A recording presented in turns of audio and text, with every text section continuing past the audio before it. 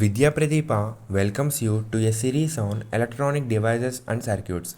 In this episode, we are going to learn about an important voltage concepts: direct current voltage and alternating current voltage. Let's dive in. Starting with DC voltage, it is nothing but the voltage required to drive direct current, or the force required for direct current is DC voltage.